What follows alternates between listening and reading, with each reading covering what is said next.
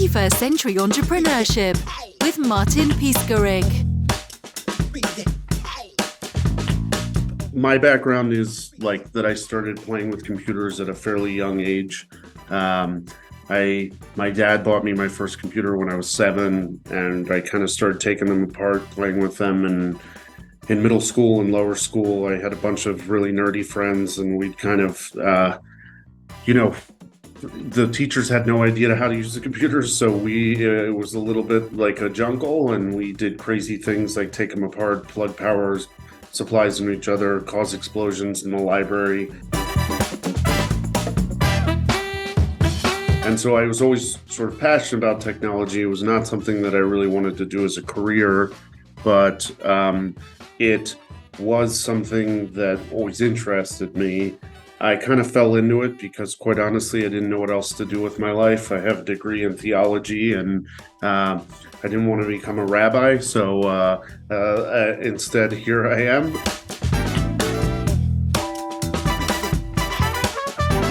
Are you introvert or extrovert?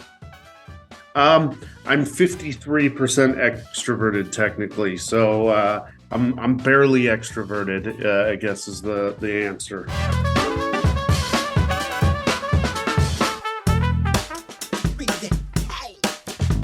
And you can still sit and do the programming 10-15 hours or? No, I haven't written a line of code in 2 years probably. Kyle, my co-founder, who is, to be honest, after several decades of doing this, he's a little burned out of coding as well. But yeah, he's much deeper than I am. We've been really fortunate. We've hired a bunch of really smart people who have kind of taken over the day-to-day of that. And we focus on some other things. But I was never a really good programmer. I was a very fast programmer. I was good at getting stuff done, but I was never like exceptional programmer. Yeah.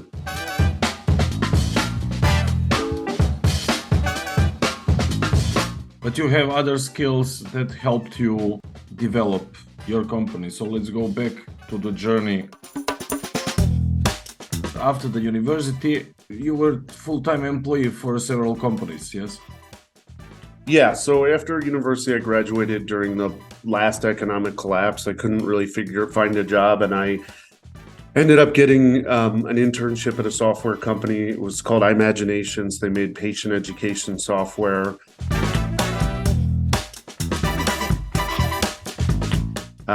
I worked there and I enjoyed it. I got recruited by a company called Red Hat, which they're a fairly well-known software company. I worked there for a number of years, met a lot of great people. From there, I ended up working for a consulting firm, which is what brought me to Colorado. I worked there for a while. I worked with a number of different really large organizations. I was kind of doing the same thing over and over again. That's kind of how consulting is. You solve the same problem over and over again and get paid to do it. I found that to be a little frustrating. So I tried to start a product company, but I funded it via running a consulting company, which is something that requires a tremendous amount of discipline that I seem to lack. So the consulting side of that really cannibalized the product side of it. We ended up sort of being acqui-hired by one of our largest customers. Along that way, I met Kyle, who's my co-founder. He was one of my customers, then became my first employee at my consulting company. Then he came with me when we got acqui-hired. Fred Yoon, who's our co-founder, was the person that led the acqui-hire. He's our other co-founder. And we kind of together started HarperDB. Part of that was, we were extremely passionate about solving the problem that we solved. Part of it was that we kind of wanted to work in a different environment. We wanted to do things a different way. We had different thoughts about how entrepreneurship should look, how startups should be run, what vision and leadership should look like. And so we started HarperDB over 5.5 years ago, and we're still here, which is probably our biggest accomplishment.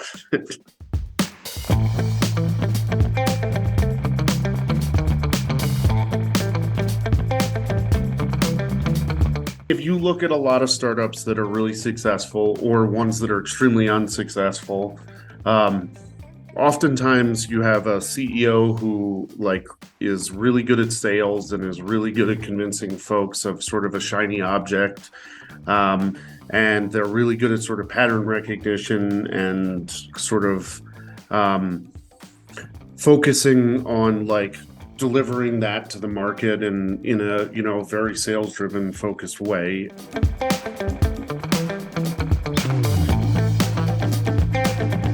I really, and my co-founders, we wanted to build a product that was meaningful, that did something real, and we wanted to build a company around that culture where we were thinking about longevity, where we were thinking about, hey, we'll be here in 5, 10, 15 years.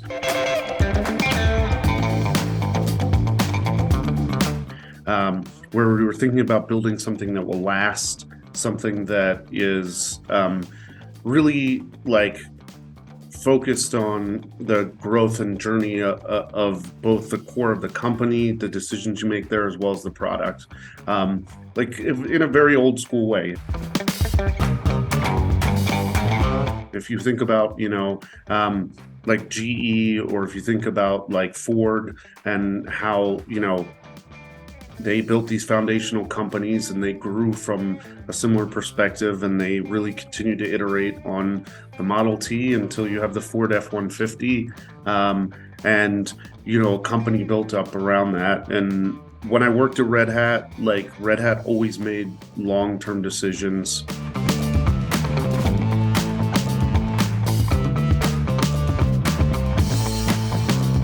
I think there's a tendency in the startup world to make really short-term decisions that lack vision. We spent a lot of time in the beginning thinking about what our vision was, the problem that we wanted to solve, what kind of culture we wanted to create. And the vision that we had was we wanted to make developers' lives easier and better.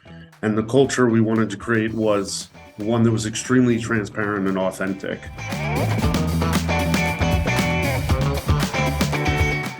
So I'm a pretty rough around the edges type dude. I'm not extremely polished. I don't speak that eloquently, and I'm not, I'm not someone you want up on stage in front of 50,000 people. I'm not that charismatic, but I try to be really authentic and transparent with our team and our customers, and I try to bring my real self to work every day.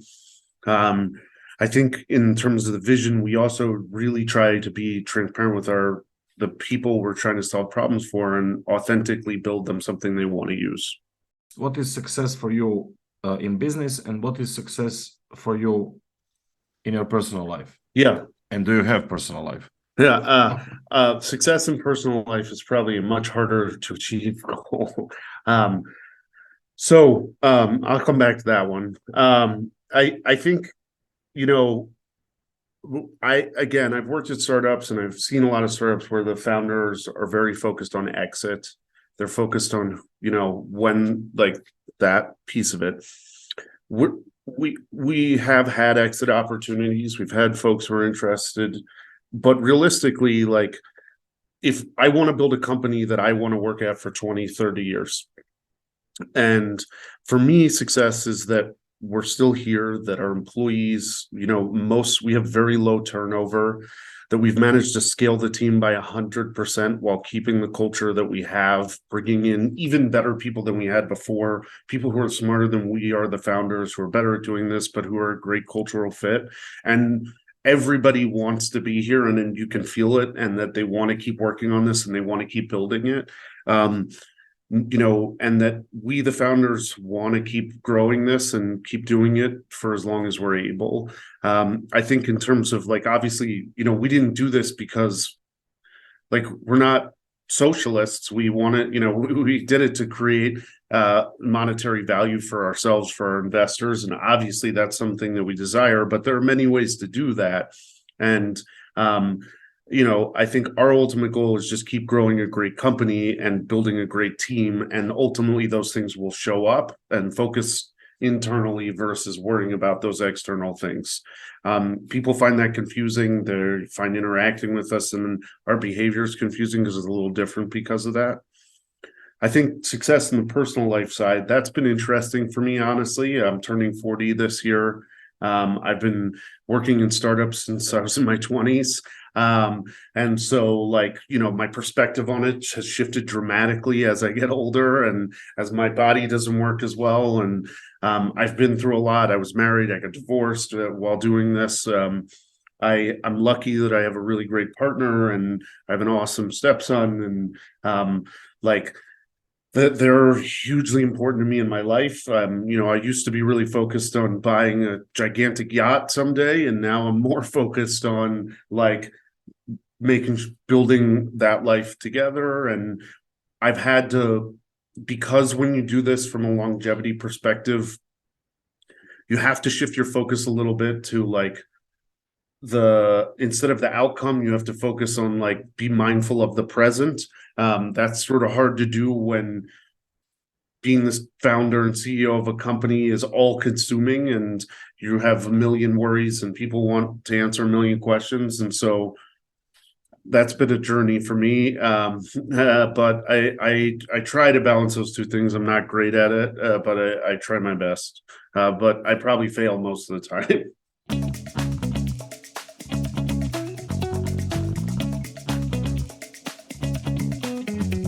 Do you think that the longevity factor is an important one when you think about that specific business versus personal life ratio?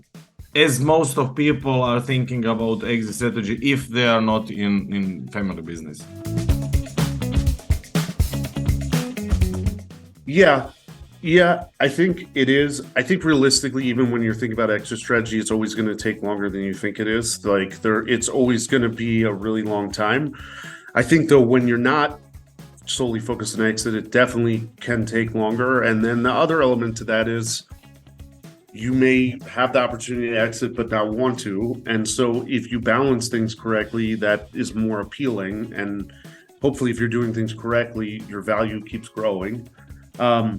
I think that you definitely, like, we've had to be mindful about burnout. We've had to be mindful about mental health. We've had to be mindful about, like, living in the present, living today, enjoying life as it comes. And I think if, you're going to do something for 10, 15, 20 years and without necessarily the rewards that someone else would experience along the way, you have to really be able to internalize that and see success in other areas as well and watch growth in other areas and get enjoyment out of your life during that moment, because otherwise you're going to lose your mind and you're going to be a miserable person.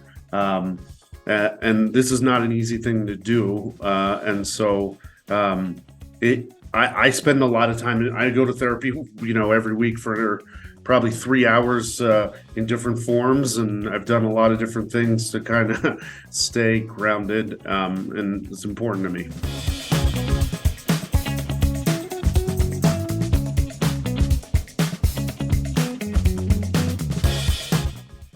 And it probably helps.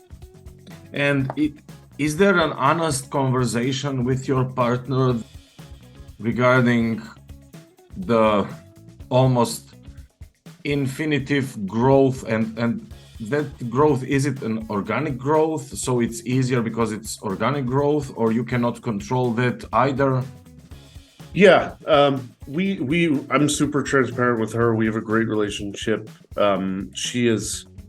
She's the HarperDB's biggest fan. So she's, we actually met in a co-working space where she was watching HarperDB grow. So she has sort of firsthand knowledge of it, and she believes in it more than I do. So that makes it a lot easier in a lot of ways, because sometimes, I don't want to get out of bed and I feel like everything is going to collapse around me. And so having a partner who believes is helpful. I think we do have to have honest conversations because it impacts her life, dramatically, that like one day we could be exiting and going and selling, and I could be living one lifestyle, and another day I decide I don't want to do that, or I don't want to raise around, or I don't want to take this deal. And, it's a roller coaster for her as well. or other things will happen where something will just explode because the growth is organic. And unlike we do very large scale deals with very large companies. So it's not like I wake up one day and I log in and we went from 2,000 users to 20,000 users to 200,000 users. It's a much more mentally intensive, high touch, actively engaged thing for me to make us grow. And so I may get sucked into a certain area out of nowhere. Something might happen and my time goes from I'm working 20, 30, 40 hours a week to 100 hours a week. Or on vacation, I end up locked in a room taking calls for the days on end. And it's unpredictable. We've done a good job of trying to put systems in place to protect our personal life, to make my work-life balance easier. She's really mindful about that. We collaborate a lot on it, but it's still extremely hard and it's very stressful for both of us. But we do a good job of communicating about it and being honest about it, and just like being really honest and raw about it, and being able to acknowledge I don't know sometimes. Like, I just don't know what's going to happen, I think.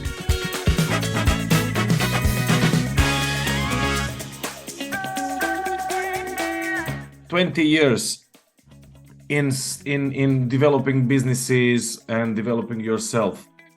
What would you say autopilot states or trance state versus being into awareness or consciousness? What's your ratio?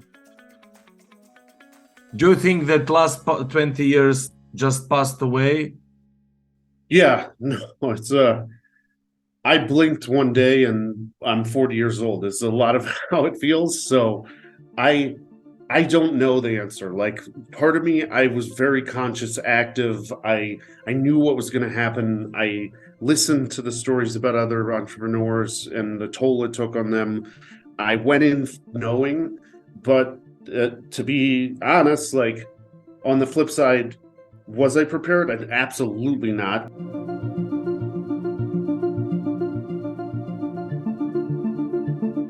Would I do it all over again? I don't think so, but maybe, because I don't know what else I could do.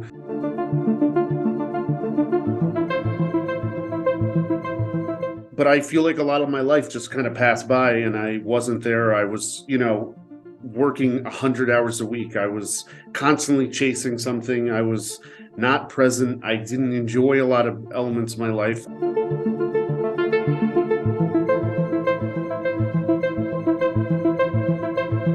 I'm lucky 40 is still young, and I plan to really enjoy the next 40 years of my life, because I feel like I missed out on a lot. I wonder if it was worth it. But I also, I don't know what else I could have done.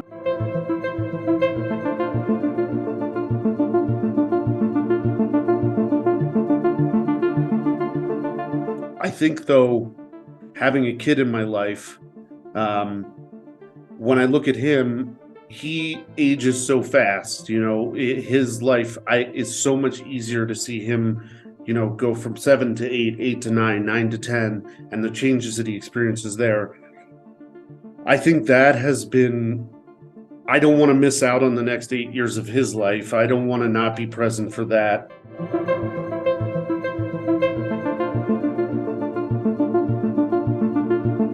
But I still am not going to give up on HarperDB in any way. And so finding the way to balance being as present in his life as I can, sitting there and saying, every time I decide that I'm not going to hang out with him or not do something, being mindful of the decision and actively making that decision, kind of like what you said, is not being on autopilot about those decisions, not assuming that the business always needs me or I always have to go, and kind of taking a breath. And it could just be a single second, that 1 second in which you make that decision. I think that has changed my life, in that does allow me to be more present and actively engaged.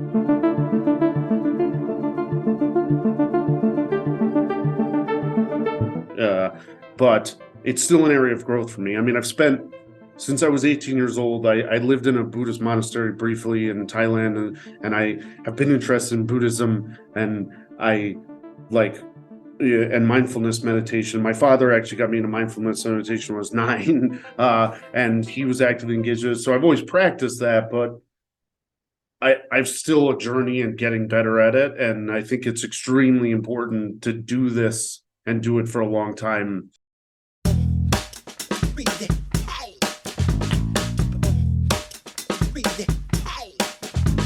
So you have business partners and you have a partner in your private personal life. So do you think that you would be able to cope with all that by yourself?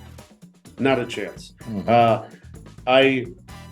My co-founders are incredible. We're like brothers. We've been doing this together for a really long time.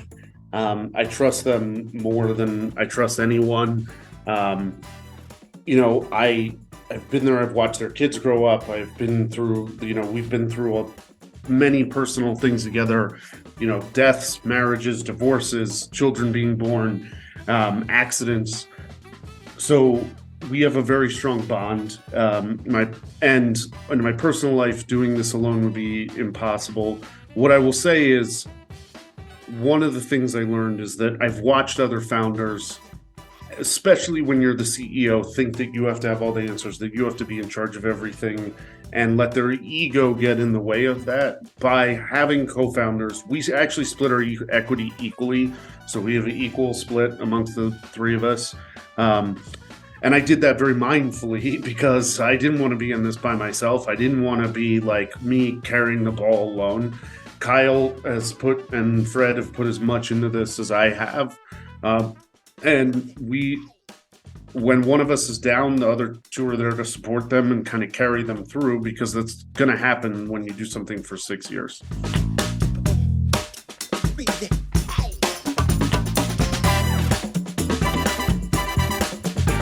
This was the best year we've ever had. I expect that next year will be the best year that we've ever had also. And I kind of feel like we're going to say that for kind of a long time. Like I said, we grew the team by 100%. We brought on phenomenal people. They have helped grow the innovation of the product. We're on the 4th release of the product. We continue to innovate and build this amazing thing that stays far and away innovative beyond what other folks are doing in the space.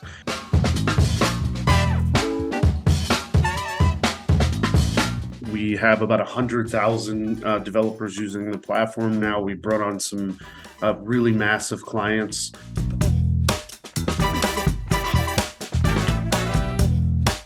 We expect to grow probably well over 100% next year as well. And I would say I've been able to do that and hang on to the rocket ship because of all the shit that I've learned and all of the stuff that I've been through. And that the other cool thing is, like, even the excitement feels more grounded. So I get excited and I get, go down, but the roller coaster has lower ups and lower downs, but it just kind of mainly feels good all the time. And I think that stability from all the shit I've learned keeps me making good decisions, keeps me staying calm, keeps me being a better leader, keeps me being more authentic with my team. And it's been probably the best experience I've ever had. And while I do wonder occasionally if I would have done something else, I couldn't be happier to be doing this, despite everything and despite all the insanity. 21st Century Entrepreneurship with Martin Piskarik.